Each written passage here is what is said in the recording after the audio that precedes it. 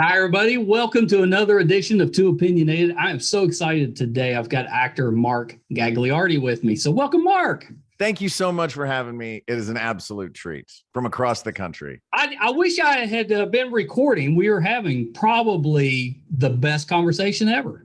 Absolutely. I mean, the fact that it is fleeting now and only exists in the winds reminds me of my days trotting the boards in the theater when it happened in the theater and never happened again. Yeah, I like that.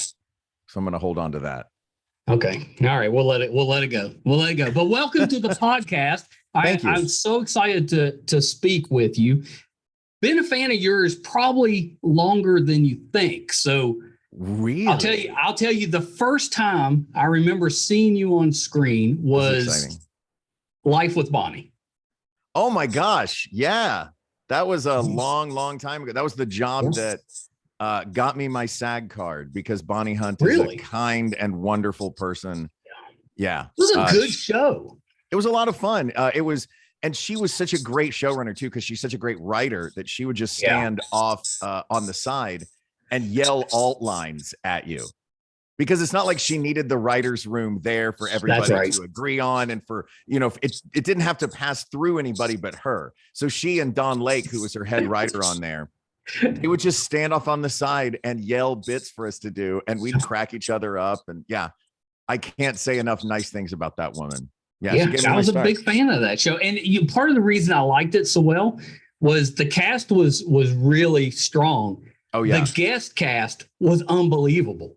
So that was where I first met. So, I sat down to have lunch with Bonnie Hunt one day when she was just helping out a kid who had just graduated from drama school. And while I was having lunch with her, she's like, who do you like? Whose careers do you dig? Who would you want to, whose career path would you like to follow? And I named a few actors, and one of them was Kevin Pollak. I've always loved Kevin Pollak's work. I love Kevin Pollak. I think he's hilarious or heartwarming or whatever he's supposed to do in the role he is in. He is there. And I love his work. And I said that to Bonnie. Then the next week I went in to do an episode, and as it's coming up in the printer, I see, because it's that era. It's like 2002, right? As it's appearing in the printer, the cast for this episode, I see my name, then I see Kevin Pollak's name, and I jumped. And I see her at work. I see Bonnie there, and she's like, "Mark, what's wrong? What you look like you're stressed." And I went, "Bonnie, remember who I told you my favorite actors were?" And she was like, "Yeah, I don't." Oh my gosh, Kevin's on the show this week.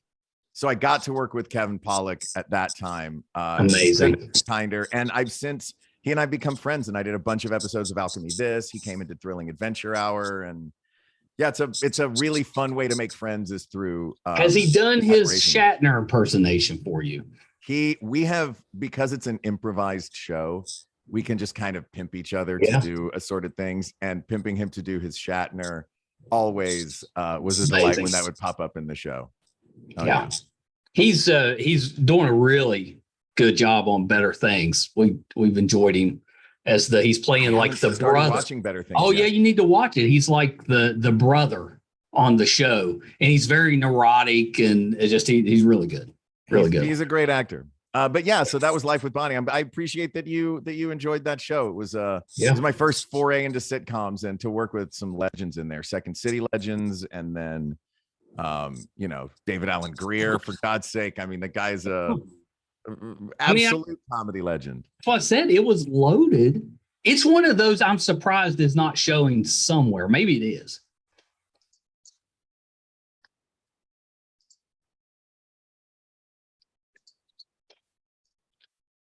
For some reason.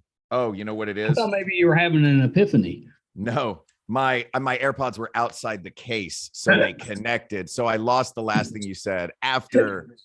David Alan Grier is great, and the show was a lot of fun, and then it cut out. Yeah, I said I'm surprised that show hasn't found a new home, that it's not showing somewhere. Maybe it is. It's funny. It must be showing somewhere, because every once in, or I guess there's DVDs of it out, because every once in a while I will get a residual check for it. That's how I keep track of my career. Yeah, somebody's watching it. Yeah. Okay. Which I'm Life excited with Bonnie. It's time. We need to bring that one back. I'm ready.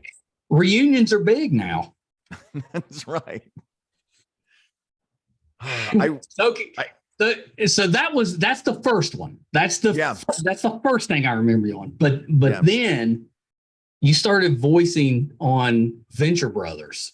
Yeah, that was there's a big gap in there. There's a big gap. There's a big gap.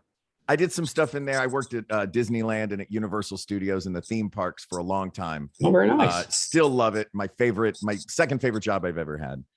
But yeah, I got involved with Venture Brothers through Jackson Public, who did Thrilling Adventure Hour. Again, so much of my career has passed through the Thrilling Adventure Hour portal, which was a That's pretty great. In the style of old time radio that we did in LA, with a bunch of big stars came through and did the show, which was a lot of fun.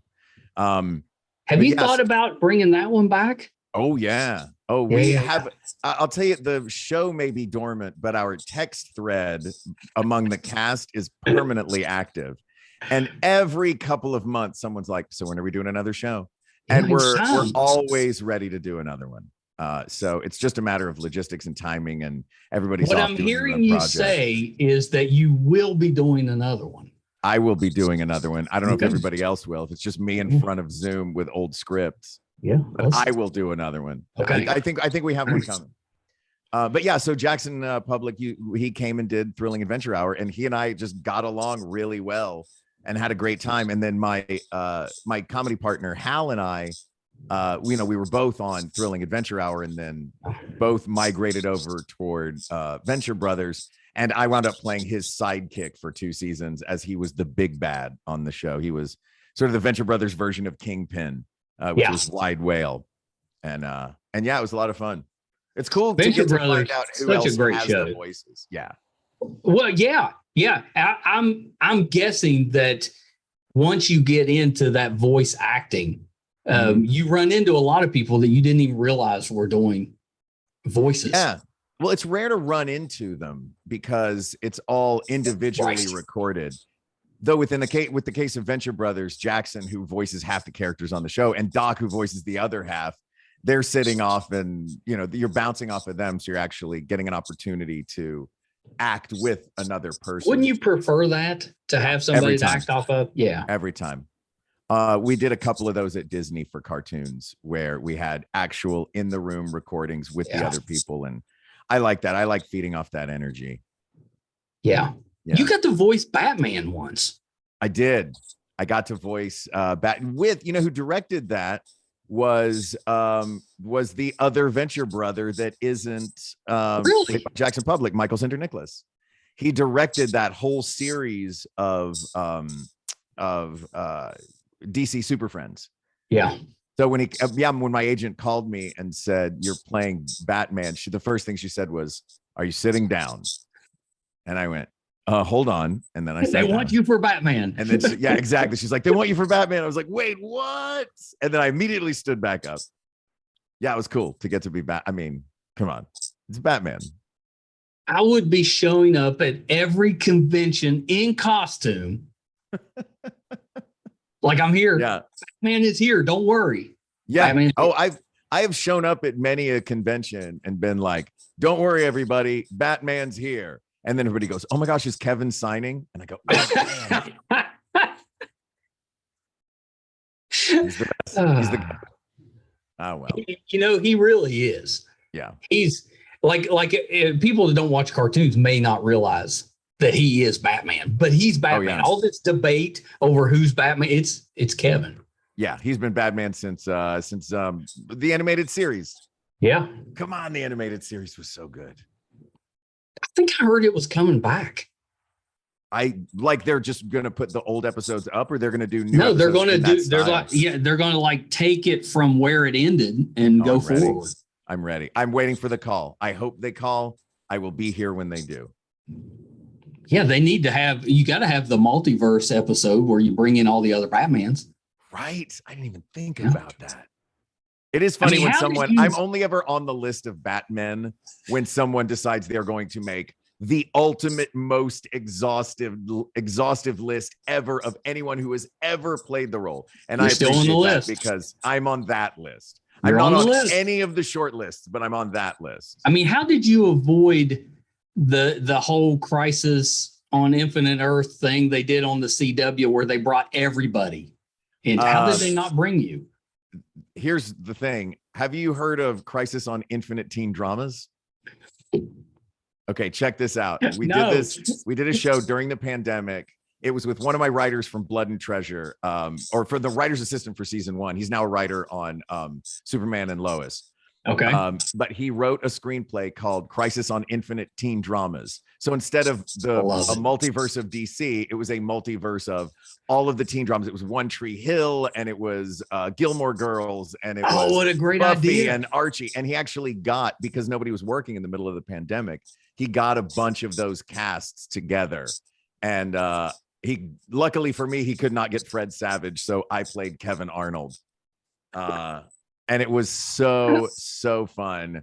Yeah, it was one of those just sort of magical, weird. It can only happen in this very specific time that we're in right now. And it would never get produced. It would cost $1 bajillion just for the rights to make this thing. So now that one needs to be done like like a charity event. I think it's available online, and I think the money does go to charity, or at least it did the night of. I don't know if it's still up, but be great. That's like my favorite idea ever. Isn't that fun? Like, I love those. That's a great idea. I'm all about the Zoom screening. So I jumped way out of sequence here. Please. Let me back it up. We jumped way ahead. Yeah, we jumped way ahead. So tell me a little bit about what got you into acting. Why did you become an actor? Well, that's way back. I was really little. Yeah, I used to watch a TV show as a kid called Stand By Lights Camera Action, starring Leonard Nimoy, and he hosted this show on early I know this show. Yeah.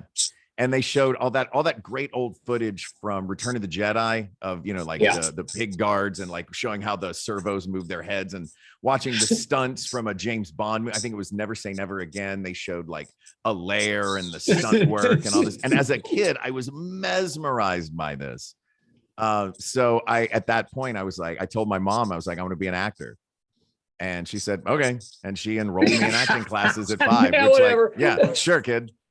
Not thinking, like, when you're 5, how many people when they're 5, it's pretty rare. I want to go to space camp. Okay, we'll go to space camp one time. He'll want to do soccer the next year. But I stuck with it, and I wanted to do it, and it's just been the only thing I've ever done. I mean, did you know that Leonard Nimoy, did other stuff? Or was that like your first? That was my first. Yeah. I saw Star Trek, and I was like, what's wrong with that movie host's ears? Like, he looks just like that guy, except his hair looks like Mo. That was how I thought of that whole situation. No, that's actually really interesting. I've never heard that one referenced as a way to that was my way in. Yeah. And then did my first play, and it was Well, that's what I was going to ask. What came next? Did you start doing theater at school? What was next? I did a play, community theater play, got my first laugh, and I was off from there. I was like, okay, now I just want to I can make a whole group of people laugh at once. All right, that's what I want to do. Yeah. And that's how I wound up at Second City in Chicago. Just not as a student there. I became a student at Second City in LA, but when I was in drama school, I would go, a couple of times a week to Second City, and just fell in love with improvisation there. Do you prefer improv or memorizing? I mean, memorizing is the least fun part of acting a scripted play or a scripted scene. But as far as between scripted work and improvised work, I think that, I got to go with improv. Yeah. There's a magic to it, There's no prayer that I could ever be an actor, but if I was, it would be scripted or nothing. It would either be memorize it until it just sounded like I was reading it. You say that now. Take an improv class, and it will open so many doors. It really does. It was wild. Like, even as far as like doing scripted work, my first year of drama school, we didn't pick up a script. Everything was improvised, and it wasn't all comedy improv too. It was just, okay, we're going to improvise a scene now. It's a father and son at the breakfast table, and last night dad hit you for the first time. Like, that's the kind of stuff that, it's not always funny. It's just evocative and visceral. And that was what we were going for. We added, the games and the funny and the stuff later, but It really was. That original Spolin stuff was just about, finding Yeah, finding that's interesting. Do Yeah, it was you cool. think what if you raised a child that way?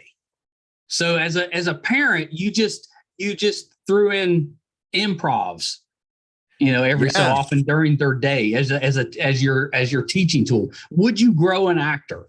Yes, I have watched it happen. Some of my best friends, two of my best friends in the world, I came up improvising with, and they are raising the funniest kid I have ever met. Mm. And it is because they taught her yes and they taught her listening, they taught her springboarding, they taught her all of these improv comedy skills from a very early age. And I, as the proud pseudo uncle, because it's LA, and all your friends' kids are, Of course, your uncle to all of them. As the proud uncle, I was the first one to ever buy her a whoopee cushion.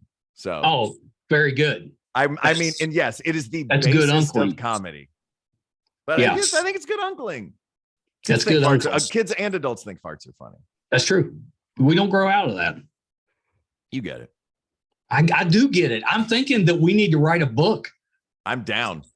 I don't have any kids. Let's write a parenting book. See, I've got kids. You've got everything else. I have improv training. You have kids. Between the two of us, we are one, my buddy Fred. I am betting that if we put out a parenting book, it would catch on. Some bozo I out kind there of love this idea. Yeah. would actually One parent, one not a parent. I'm in. We could do a whole thing. It's a podcast. It's a YouTube channel. It's everything. It's an empire, my friend. It is an empire. You're basically Gusteau from Ratatouille, but instead of for food, it's for parenting. Half of the parenting advice from the parenting half of a duo. Yes, I'm in. Yes. Well, it's recorded, so you can't just steal it. You can't push me aside. I know. This is going to be evidence in court. I don't know. I kind of want to just wrap this up and go work on that. Let's do it. We have more to talk about, for God's sake. We got so much more to talk about. So we got to talk a little bit about Blood and Treasure, because if anybody is not watching this, I don't know what they're doing. I mean, it's as close to Indiana Jones as we're going to get. Yeah, it's so fun. I love this show so much. Thank you. It is. Yeah, it's Indiana Jones it is an Indiana Jones type show in a world where Indiana Jones, the movies, exist. Yes. So that's one of my favorite things about it is Matt Barr, the star of the show, Sophia Pernis, the star of the show. The bit is that she does not know any movies and he knows all of the movies. Yeah. So there's so many great moments in the show that are, oh my God, this is exactly like in, you have no idea what I'm talking about, do you? Which is really, really fun. Oh, we had a we did a reverse, and we, like, as a cast and crew, that's a fun thing about the show is we know the references that we're making. Like, oh, in Jewel of the Nile, the guy gets his hand bit off by a gets one of his appendages bit off by a crocodile. Jewel of the Nile.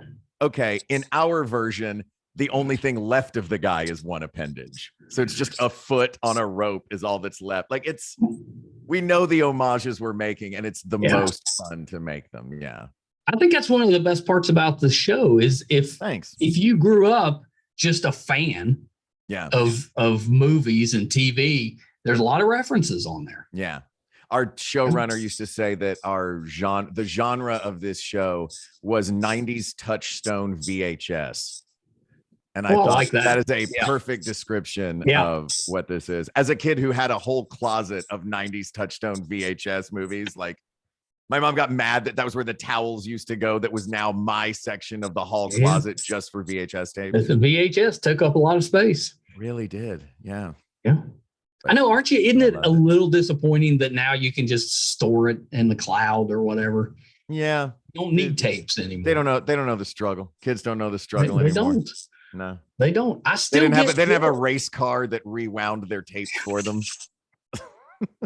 I still get some joy going through an old box and finding like an old VHS of Star Wars or something. Fun, right? I have the Star Wars VHS tapes I have are the last Han Shot First VHS tapes. Oh, and very I nice. will never get rid of them. No. You actually got to watch those once in a while if you can find something to play them on. That's true. Yeah. You have to go on Craigslist and buy a VCR every once in a while. Yeah. And then go, why do I need a VCR? And then you sell it again on Craigslist. And then you buy the same VCR back for the same $50 5 years later when you decide you want to watch the VHS tape again. Yeah. It's me and one other guy in LA have been trading the same old Sony back and forth. It's just getting cheaper each time. I want to believe that that's true. That brings me some joy. I have bought a VCR a couple of times for that reason in LA and then been like, I don't need this anymore. And I don't know if it's been the same one. Well, probably very might be the last VCR in LA. There's one left. Though I did do a movie last year that I'm very proud to say came out on VHS. The movie was actually, I did, called Willy's Wonderland, starring Nicolas Cage. It's kind of like a Five Nights at Freddy's came out on VHS. Yeah, it's like a 80s, 90s throwback horror movie. This is my genre right here. I love Blood and Treasure. It's why I love stuff like this. I could do this. To quote Captain America, I could do this all day. Just put me in VHS movies. I want to FBI. You sounded a little Steve Rogerish right there. Well, I'm going for it. That's the look I'm going for, but the before the serum look. Yeah, I'm going for pre-serum 5'8" and 3/4 Steve Rogers. Yeah. I don't need all that. I don't need all those muscles. Psh. I wonder if I could do like pre-serum, but if he had aged normally till now. That's Earth 615, where he just didn't take any of the serum. He's just a guy. Yeah, he's just a dude. He's just a guy. Yeah. No, Blood and Treasure has been awesome. Thank you. I love Father Chuck on there. He's kind of like he's like a Jiminy Cricket type of guy. Yeah, I like to think that he is. He's the conscience on the shoulder. Yes, the conscience. That's what I was trying to come up with. Yeah, but he still gets to have a lot of fun. My favorite thing about Father Chuck that they wrote into the show is that he is a nerd. He's a fan. He likes geek culture. He's into all this stuff. Yeah. So he will call it out when he sees something particularly cool, and there were so many times we had to tamp down. We had a dial of how much fun is Father Chuck having. Meaning, when we're doing a reconnaissance mission, it's like, "Ooh, I'm doing a reconnaissance mission." It's like, you can dial up that Chuck is having fun playing spy. Oh, but this time your life is in danger. Wipe the smile off your face. You're actually in trouble this time. So that was a fun little gauge to give the character throughout. Are there outtakes somewhere that we can watch? I don't know. I know that they're going to release an Outtakes Reel. Okay, good. Which I've seen, which I'm very excited about, because one of the bits on it was I needed to insult a group of dudes.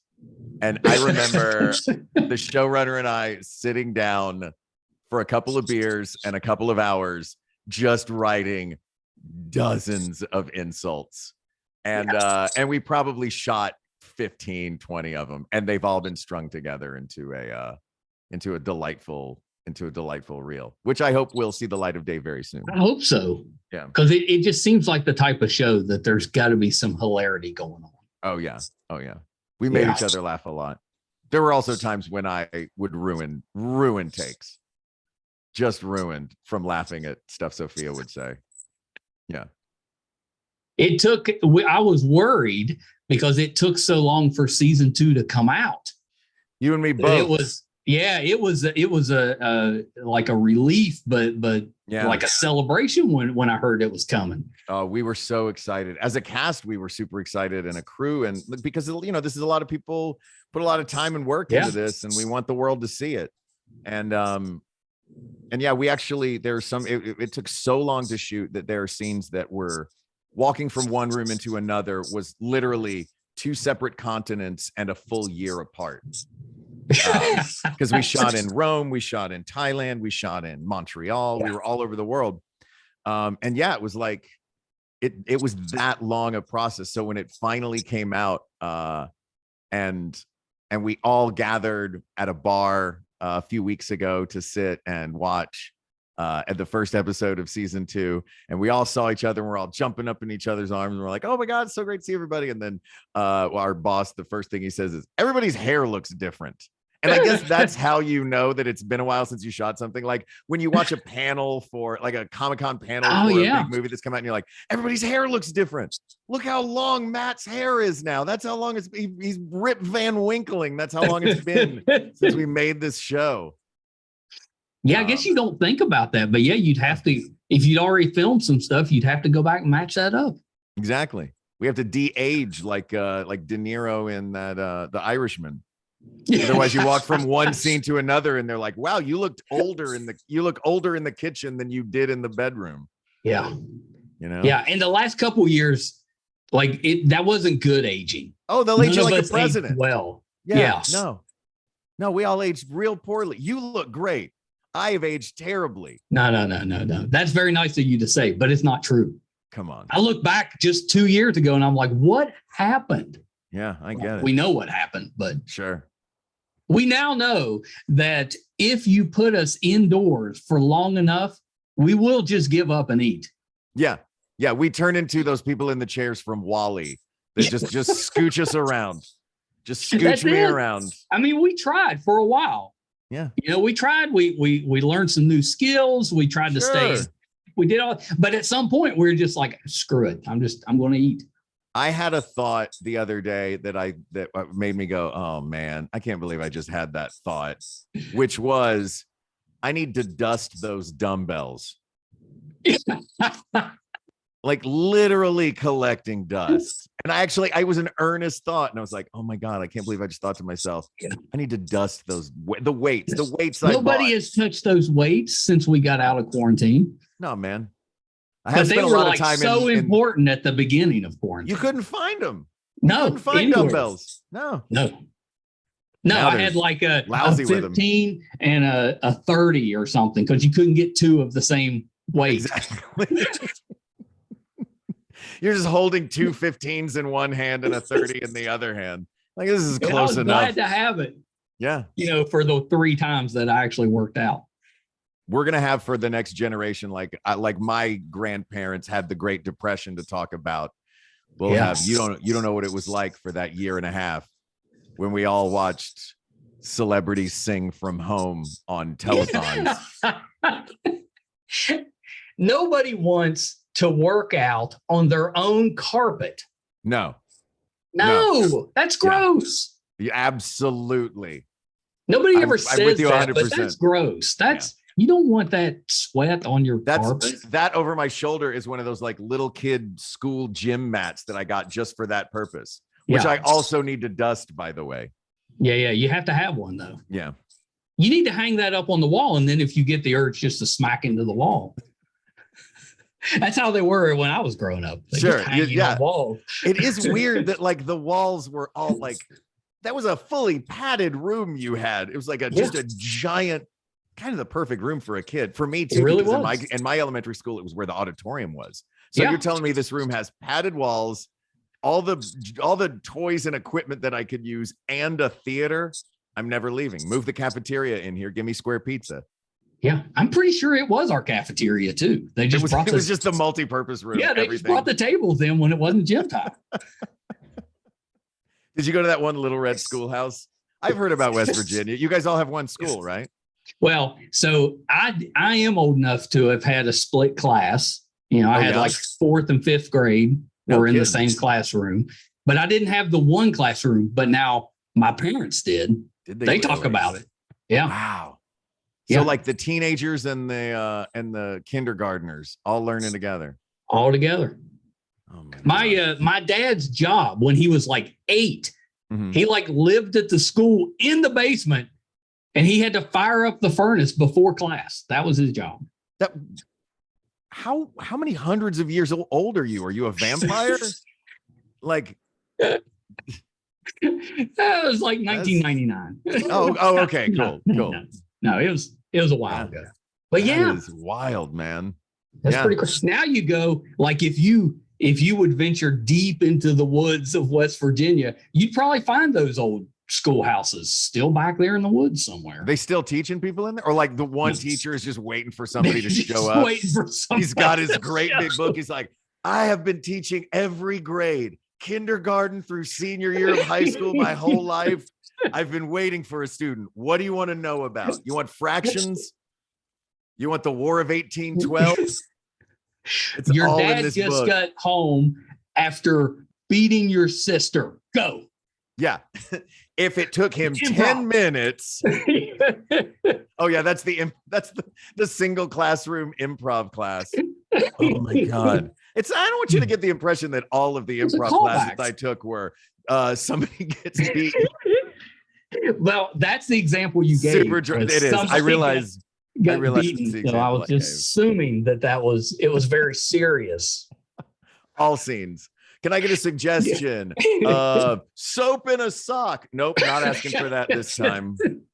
Going somewhere else. It served to not only teach you, but motivate you. You know, that's right. Oh, yeah. Yeah. Oh, yeah. When you know what that scene's going to be about, you step lively. Oh, my God. So did you do, you'll have to remind me, but didn't you do like John Kennedy on Drunk History? Yeah, I played John Kennedy in one. But I was my main connection to Drunk History is that it started on my couch and I was the first actual narrator for it. Oh, very nice. So I narrated the first Drunk History, and then from there, you've got a very narratory voice. I think. Thanks. I do a lot of audiobooks as well, and, scary stuff. Yeah. But that started on my couch just with Derek Waters, the creator of the show. Yeah. Had this idea. We shot it in my living room. I was the narrator, and they got Michael Cera and Jake Johnson and Ashley Johnson to act in it. So it blows up and becomes a whole juggernaut. And I think I did a dozen of them over the course of the 5 seasons that the show was on. Yeah. It seems like it was on even longer. I mean, there's a lot of episodes out there. There's a lot of stories too, because remember, there's 3 stories per episode. Right. So you've also that's probably got why it seems so many. Once they break it, a 13 episode season, when they break it up online, now you've got 39 episodes. Yeah. Very true. Each season was 39 stories, all shot fully. The reenactments, like it was intense. Did you think it was going to do what it did? No, it was Derek and I goofing around on the couch. He came over with what I thought was a brilliant idea. And I was like, yeah, I'll do it. That sounds fun. And we played on my couch, and then it became Drunk History. Yeah, it's amazing. And he sold it to multiple countries now. They have it in other languages around the world. Really? Oh, yeah. Yeah, it's now a franchise. I mean, up until Improv Parenting, best idea I've ever heard. Listen, we now have the new best idea ever. We're going to franchise that one too. Don't you worry. Yeah. Yeah. I think if we can do 39 episode seasons, I'd be happy with that. Right? Yeah.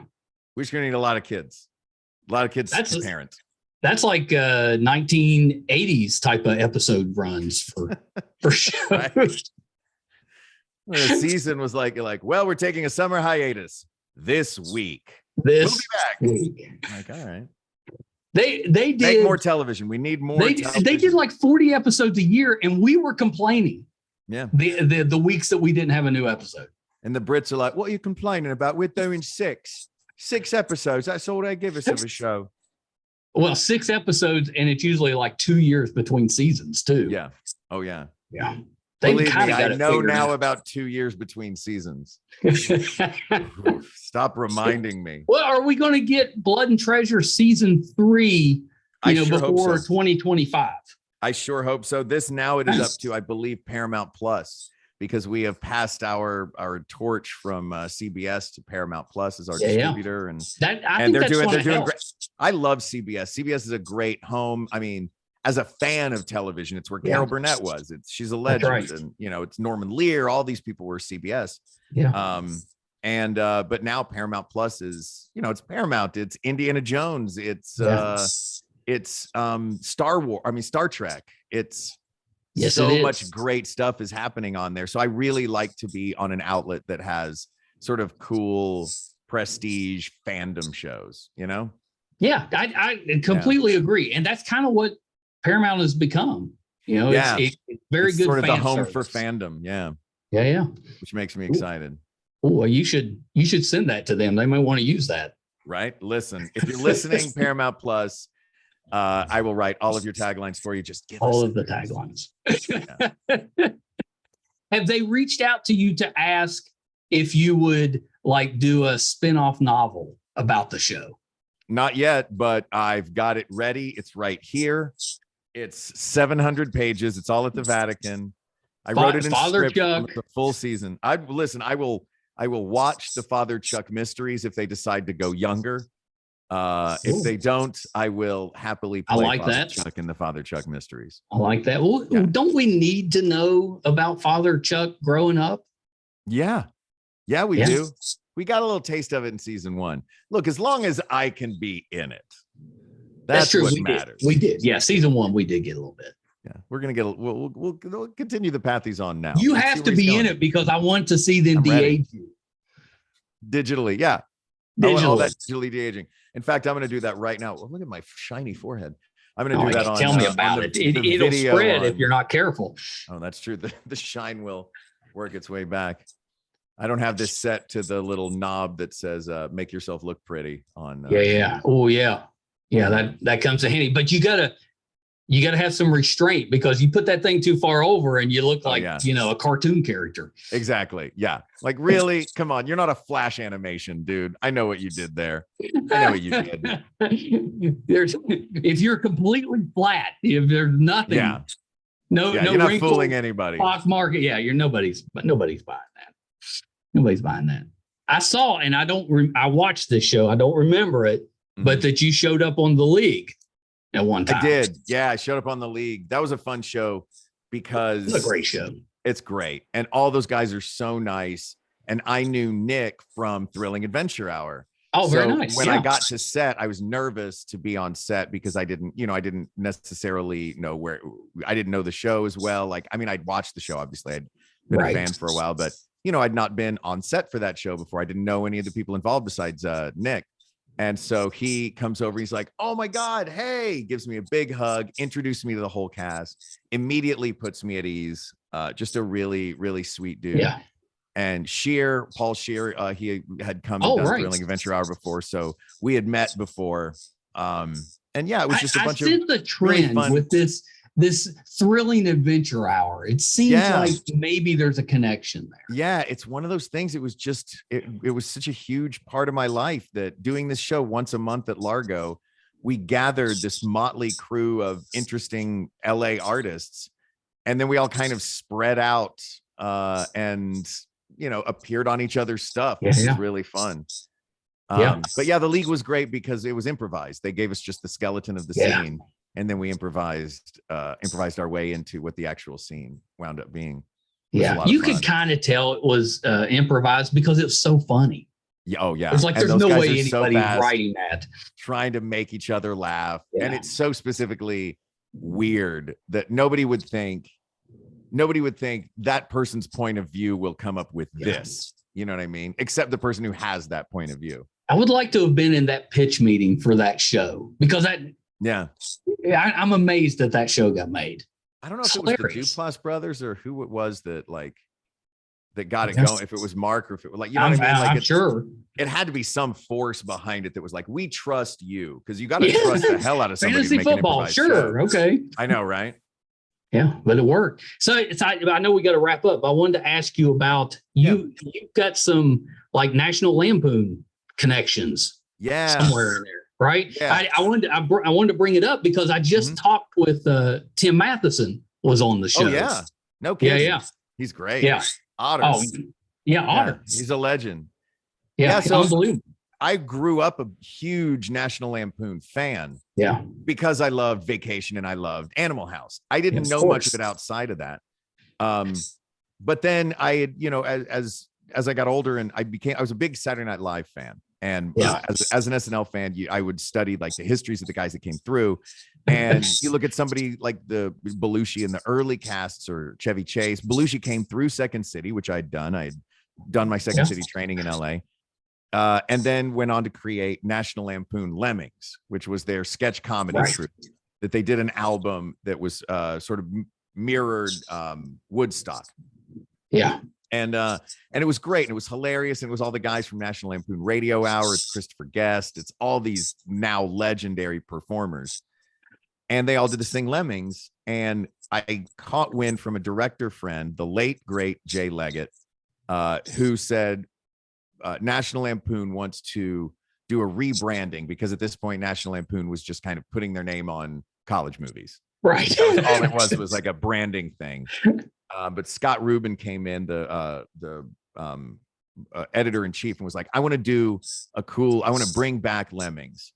So Jay put together a cast, and it's now some legendary. It was one of these casts that was just, so it was myself, Satara Falcon from Second City, who's a brilliant guy, Jen Kane, but then the ones that moved on to some, outside fame, Jillian Bell, if you remember Bell, from a ton of stuff, and all three of the Workaholics guys, plus Kyle Newacek, who was the Workaholics guys, director for those guys. So these were all the guys that got cast by National Lampoon to go on this big national tour that was cut short due to some shady business by some of the people involved over at National Lampoon. I don't know the full story. I'm not going to get into the full story here. I know there was some shady stuff that happened that got us pulled from the road relatively too soon, which Tim mentioned that there was some shady stuff that was going on. Lampoon had a rough go there for a while. Tim at one point owned Lampoon, he did. Didn't he? Yeah, he owned it for a little while. And then he got out, and then the guys that got in were, well, he said that when the mob started to try to get involved when he owned it, he was like, I'm out. Yep. I was like, it's probably a good choice. Yeah. I think that's a good rule of thumb. If the mafia wants your small business, just sell it to them and leave. Yeah. Get out. Yeah. Yeah. I think that's fair. And I don't want them as my business partners. Yeah. No offense to them. Yeah. No. Yeah. Whatever offer you make, I can't refuse. That's right. Wish them well and just get out of there. Exactly. Life advice there. Amen. Well, Mark, thank you so much. This has been this was a treat. Thank you so much, Michael. I'm such a fan of yours, and I love the fact that you guys are back on TV. We need more shows like Blood and Treasure. Oh, thanks. I hope that everybody watches it. I hope that everybody enjoys it. I hope we get a third season, and I hope it gets released on VHS. Yeah. If it does, you have to make the trek to West Virginia, and we'll watch it in studio. Oh yeah. I will watch it on VHS with you, and then when it's done, we will put it in that race car and rewind the tape, because we are kind. Sadly, I think I've still got a race car, but not a VHS player. Well, that's fair. That thing somehow outlasts. Yeah, it's like you have the chargers or you have the wall plug-in things for a bunch of things that you don't own anymore either. But all those little black DC bricks are in a Ziploc. You had to pay like an extra $1 if you didn't rewind that thing. Yeah. Yeah. Or wait an extra 7 minutes after the movie before just taking it out of the thing and being like, I'm done. Can't wait anymore. Done. Yeah. I don't have time to wait for this. I'm just taking it back to Blockbuster. They're not going to notice. They always notice. Yeah. Yeah. Yeah. But now Blockbuster could see everything coming except one major thing. One big one. Yeah. Was there anything worse, though, than renting a movie and getting home and it wasn't rewound? Yeah, because then that 7 minutes has to begin at the top of your movie experience. Right. And at the end of that movie, I am not going to rewind this. I'm going to pay forward this misery to the next person. That's right. Pass it on. Pay it forward. No, come on. Put it in the race car, Michael. It's rewind. One move. Push it down. One move. Push it down. Yeah. Go to bed. Pick it up tomorrow. Exactly. Well, Mark, a couple of little things before we wrap up.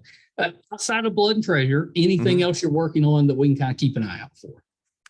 We have new episodes of We Got This with Mark and Hal dropping every week. Oh, I can't believe I didn't bring up your podcast. Yeah, Maximum Fun Network. I've been enjoying it. Oh, so thanks. Good.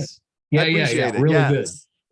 We get some celebrities on to talk about pointless debates and some pointed debates. We once had Weird Al on to talk about the music of Monty Python.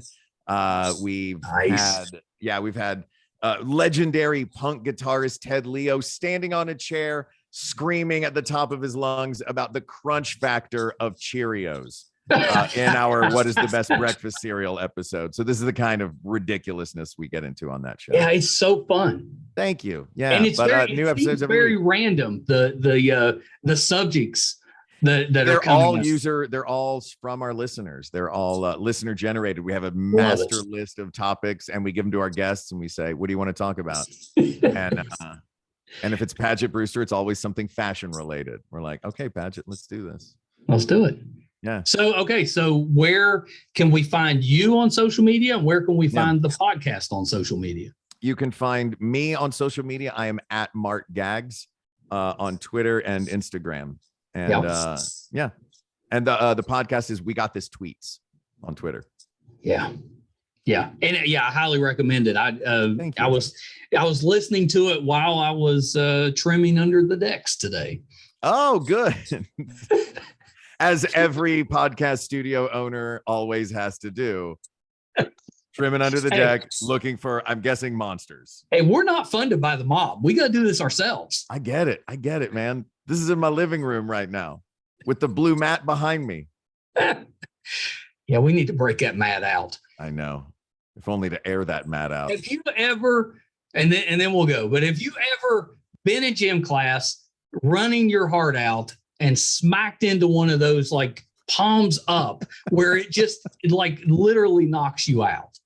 I have smacked very hard into one of those. The first part of that, unfortunately, I have never done, which is run full out in gym class. That's the thing I've never done. I was the 11-minute mile guy that as soon as they said go, I began my walk. As everyone else ran off the block. I know you well. My walk. Yeah. We were the same kid. I think I said hi to you like 15 times while I was going. Oh yeah, were you on your left? On your left. Yeah. All right, Mark. Oh, hey, Mark. All right, so that was the hilarious Mark Gagliardi. I'm such a fan of his. I can't believe I almost forgot the podcast. His podcast is We Got This. It is hilarious. Do yourself a favor. It's so well done and it's funny. And they bring up stuff that you're just like, what are they talking about? But it'll make you laugh and just a lot of fun. So definitely check that out. We Got This. If you haven't done so yet, we could use your help on our YouTube channel, if I can get it out, MeisterCon Pod. You know, we try to grow this podcast kind of organically, but we need the help with the subscriptions because we take those numbers and we take them to guests and we're like, this is what we can offer. Would you like to come on the show? So it definitely helps us out and it's free. Doesn't cost you a thing. So MeisterCon Pod on YouTube, please hit subscribe. If you're listening, wherever you're listening at, please subscribe to us. We would really appreciate that. Too Opinionated Podcast. You can find, I can't believe it, but you can find all 435 episodes and counting, audio and video, on our website, meistercon.com. So definitely check us out there. If we're doing anything in studio, like watching a VHS tape of one of Mark's movies, that'll be on the website. If we're going to a convention, if we're covering something remotely, all that'll be on the website, meistercon.com. Do yourself a favor, check out Blood and Treasure. If you're an Indiana Jones fan or a Lara Croft fan, or even like a Dan Brown fan, it's really well done and just a lot of fun, especially for the summer. It's exactly the type of show you want to watch for the summer. So check that out. Mark plays Father Chuck, who's the best part of the show. I didn't want to give him too big of a head, but he's my favorite character on the show. So definitely check him out. Blood and Treasure on Paramount Plus. Now, thank you guys so much. Till next time. Bye, everybody.